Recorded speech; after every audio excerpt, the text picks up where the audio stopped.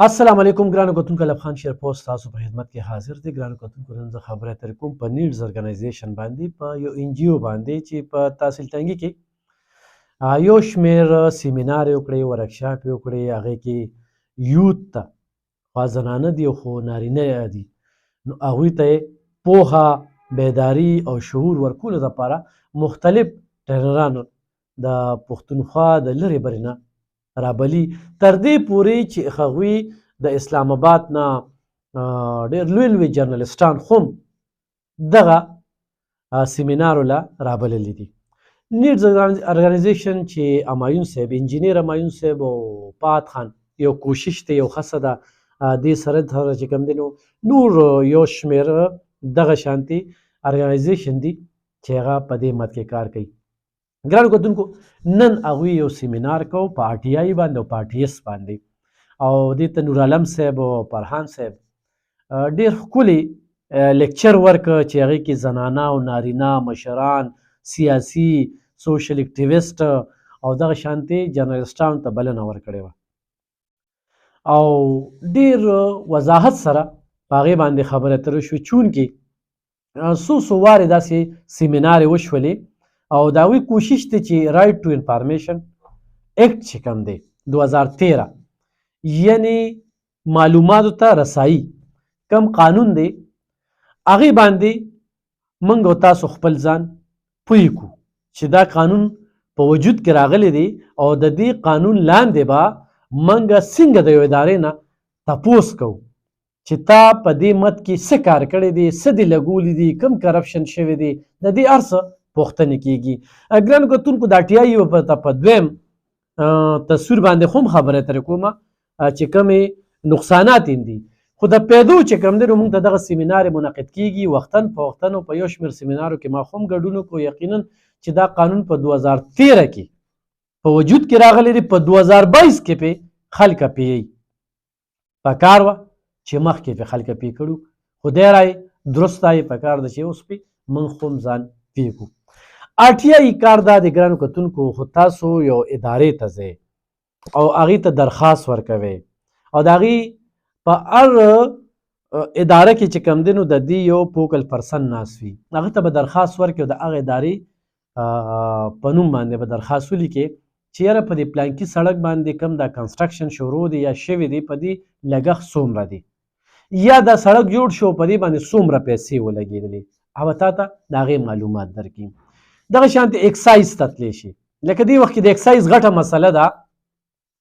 پښتونخوا کله پښتونخوا شوې ده، ښه د دې سیاسي خلکو دا بې حسي درته ښیم، او نن هم د هغوی نمبر پلیټې په پښتونخوا کې چې کوم دي هغه ان ډبلیو اف پي دي، یعنې تر اوسه یې دې له کې پي چې کومه ده نو هغه نوم ورنه کړ. نو په دې باندې هم درخواست ورکوي چې رجسټریشن کړي د هغوی ته نمبر پلیټ یې نه دي میله، یو دغه محکمه چې کومه په دې باندې خاموشه ده، آر ټي آی لاندې په دې باندې تللی شي. داسې ریوینیو په دې کې تللی شي، ډپټي کمشنر ته درخواست ورکولی شي، سین ډبلیو، زکات او داسې یو شمېر محکمې دي چې په هغې باندې باقاعده تاسو دغه ورکولی شئ. زه به په آر ټي ایس باندې خبرې اترې کوم، خو دې وخت کې آر ټي آی چې کومه ده نو دا ډېره زیاته ضروري ده چې کومه محکمه تاسو ته معلومات نه درکوي، چونکې د پاکستان په آیین کې دا شته دی، خو دغه آیین به دغه خلکو ځان لپاره استعمالوي او معلومات پرې نه ورکوي. اوس چې کوم دی نو باقاعده دغه قانون لاندې تاسو چې درخواست ورکړئ او په 10 ورځو کې تاسو له هغه افسر جواب در نه کړ، نو 10 ورځې پس د دې لپاره کمیشن ناست دي او هغه کمیشن کې 3 افسران دي په پېښور کې، او هغوی له بیا درخواست ورکولی شي، بیا د تاسو په ارام کښېنئ، هغوی پې شوکارې پېشه چې غلطي پکې دغه شوه نو دغه افسر به کور ته ځي تر دې چې جرمانه کېږي به هم. نو ګرانو کتونکو په دې آر ټي آی باندې ځان پوه کړئ، داسې خپل علاقه کې پوهې کس نه پوښتنه وکړئ او باقاعده د دې لاندې د اسپتال ایم ایس، ډیچو، ډپټي کمشنر، زکات، بیت المال، څومره محکمې دي دا تا ته جواب دی نادرا، پاسپورټ، اوشر زکات او ورسره چې کوم دی نو سوشل ویلفیر، د دې نه دا تپوسونه کول چې چېرته یې محکمو ته څه راځي نه راځي، څه راغلي دي چېرته لګېدلي دي، په دې باندې کار کول پکار دي. آر ټي ایس سره چې کوم دی نو محکمه مال یعنې ریوینیو په دې باندې وراثت کې تبدیلی ده، اسلحه لیسنس دی، بورډ اف انټرمیډیټ اینڈ سیکنډ ایجوکیشن، ستا پیپر شوي دي، تا ته مارکس لګېدلی دي، مارکس باندې ستا شک دی چې دا ماته کمې لګېدلي، RTI لاندې درخواست ورکړې، تاسو ته به ټیک ټاک چې کوم دی نو خپل مارکس او ورڅه ورته ښیي. بورډ اف انټرمیډیټ اینډ سیکنډ ایجوکیشن دغه شانتې ابتدایي او ثانوي تعلیم دا د RTS لاندې ښه، یعنی رایټ ټو انفارمیشن سروس تاسو چې کوم درکوي، محکمه اکسایز اینډ ټیکنیشن، محکمه خوراک، محکمه جنګلات او دغه شانتې ډپارټمنټ اف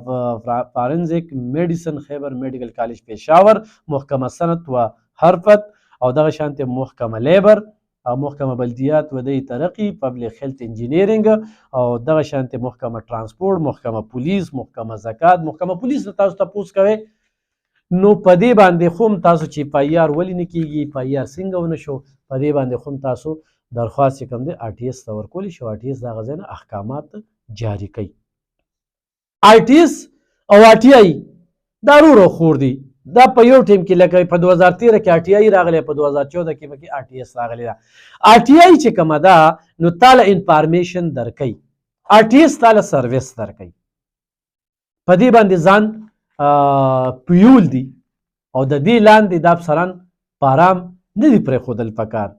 پنډونه راځي محکمو ته چرته لګي، دا تاسو به مانځو دا بایپاس دا 9 کیلومیټر سړک وینئ چې بله به زه کټ لګوم او چانده به وله راټولوم، دا تر اوسه چې کوم دی نو دا جوړ نه شو. څو وارې موږ وکتل چې په دې باندې ټنډرې راغلي دي، په دې به هم زه RTI لاندې درخواست ورکوم چې دې ماته پته ولګي. نو ګرانو کتونکو یو کوشش دی، یو هڅه ده د انجینیر همایون صاحب او دغه شانتې ده پات خان دغه د ملګرو. ډېر خلک یو NGO راله، NGO کې چې کوم دی نو دونه پیسې والي دونه پیسې والي، هغوی تا ته وایي شه د RTI لاندې درخواست ورکړه چې زه تاله جواب درکړم. خو زه هغې خلکو ته وایم چې موږ خو تنقید ډېر زیات تکړه یو، تنقید کوو، خو یو داسې پسمانده تحصیل چې په 3 میاشتو کې د دغه ځای خلکو ځان له DSP رانوسته، دا د دې اصل تصویر دی. او په دغه پسمانده تحصیل کې یو داسې کسان چې هغوی راځي او یو سیمینار یې وروړي، ورکشاپ یې وروړي، په هغې کې میل فیمیل په ګډ شمېر سره ګډون کوي، دا یو ډېر ښه اقدام دی او زه ورته په دې داد ورکوم او ستاینه ورکوم. او بیا ډېر سوشل اکټیویست د خپل زور نه هم خبر شو او هغوی به سوشل اکټیویسټي څنګه کوي، سوشل ورکري به څنګه کوي، په هغې ورته باقاعده ټرین وکوي. باقاعده جرنلسټانو ته ما پکې خپل ځاني ډېر څه زده کړل، ډېره پویه پکې راله. نن موږ تپوسونه کول او په هغې به موږ ته چې کوم دی فرحان صاحب ډېر ښکلي جوابونه راکړل. دغه شانتې نورعالم صاحب، عزیز خان چې دغه ملګري پکې دي راځي، پکې د بونیر ملګري پکې راځي، نو ډېر په صفا الفاظو کې چې کوم دی نو خپل خلک پوهېږي. اګر چې په دې ملک کې ډېر زیات قانونونه دي، ډېر زیات قانونونه دي، خو په هغې عملداري نشته دی. خو د مالدار سړي دپاره چې کوم دی نو RTI چې هغه پولیس له رشوت ورکوي، بل له ورکوي، یا د RTI لاندې درخواست ورکوي او دې پسې د منډه وي، افسر به کور ته ځي. نو په دې RTI باندې قوم له ځان پیول پکار دي. په دې به انشاءالله بیا خبرې کوو، په دې به زه ایکسپرټ راغواړم، هغوی سره هم پرې خبرې اترې کوم. ستاسو څه داسې سوالونه وي RTI لاندې یا RTS لاندې، نو په کمنټس کې چې کوم دی تاسو هغه سوال کولی شئ. انشاءالله تاسو ته به د هغه سوال جواب چې کوم دی نو هغه میلاویږي. هغه به زه انجینیر همایون صاحب راولم او هغوی به تاسو ته مخامخ کښېنوم او د هر سوال به جواب ورکوي. ګرانو کتونکو څنګه چې انسان باندې اسلام فرض دی، ځان ته خبرول پکار دي، دغه شانتې د قانون نه هم ځان خبرول پکار دي. او کله چې ته پوهې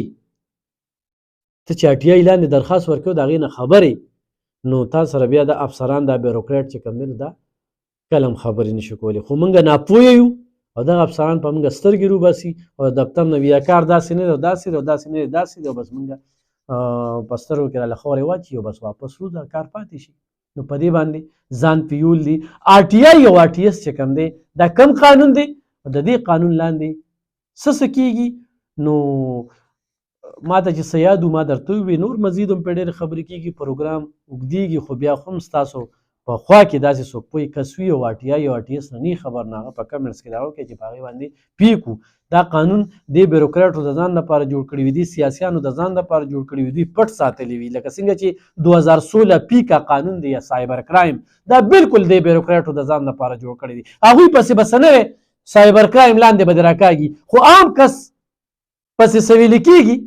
ما پکې 19 کیسونه داخل کړي دي 19 کیسونه ما ته د یو کیس پته مون لګي 3 کاله پس مې یو کیس وروته چلته د سایبر کرایم عدالت ته لاړم 3 میاشتې بګي تاریخ را کوسمانه تاریخ د چې هغه کله دی خو دا قانونونه چې کوم دی نو دا دوی ځان له جوړ کړي خو سپکې راګیریږي په مزه مزه باندې چې د هغوی ورکر پکې راګیریږي او هغوی پکې راګیریږي نو دا RTI او RTS نه ځان خبرول پکار دی ډېره مننه خوشحاله